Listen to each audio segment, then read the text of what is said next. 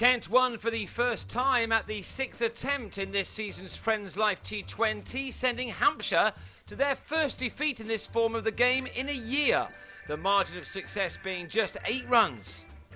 The Spitfires freshened up their top order, giving youngsters Daniel Bell-Drummond and Fabian Cowdrey a chance to show what they could do after James Treadwell won the toss.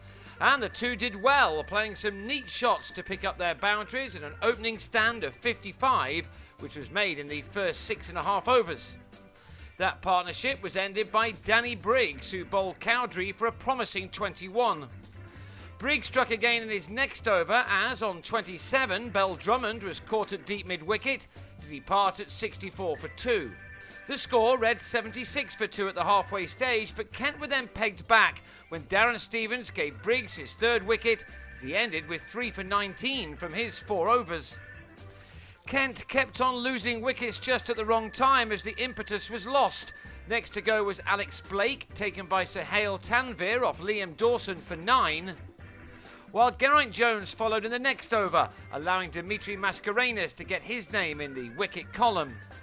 Sam Billings tried to finish the innings off strongly, just to give his side something to bowl at. But having made a run of ball 26, he was bowled by FLt20 at 118 for 6 in the 18th over.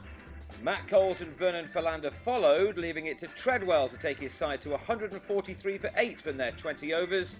Only 14 boundaries have been hit throughout.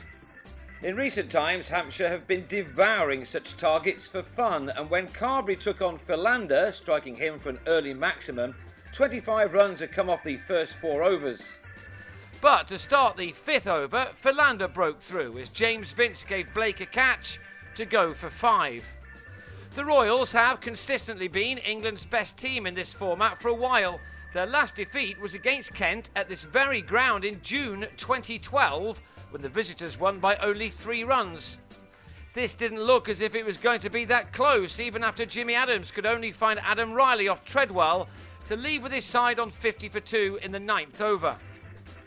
Carberry's wicket was the all-important one, and it was got by Riley, Coles with the catch, and now we had a game on, with the Royals requiring 79 off the last 9 overs and Carberry gone for 35. Spinners Riley and Treadwell then kept it tight, leaving their host to get 54 off the last 5, only for Stevens to go for 18 runs in the 16th over. It was Sean Irvine who went after him, launching an assault off the all-rounder, with 4 fours coming in the over. Neil Mackenzie then started to open up too. 34 had come off 2 overs, and from a sticky situation, Hampshire were now favourites, especially against a side which has not been used to winning this year. So Treadwell then turned to Claydon, who delivered a superb 18th over, which included the wicket of Irvine, who departed for 27, with his team left to get 17 more of the final 2 overs. And unbelievably, they didn't even get close, with the last 12 balls belonging wholeheartedly to the Spitfires. Billings ran out Dawson for a single. Before next ball, Mascarenhas could only find Stevens off Philander, who used all of his experience to very good effect, with only 3 runs coming off his final 6 balls. That left 14 to get off Claydon's final over. His first 3 balls went for only 3 runs, and then the panic set in for the home side with a run out of FLt20.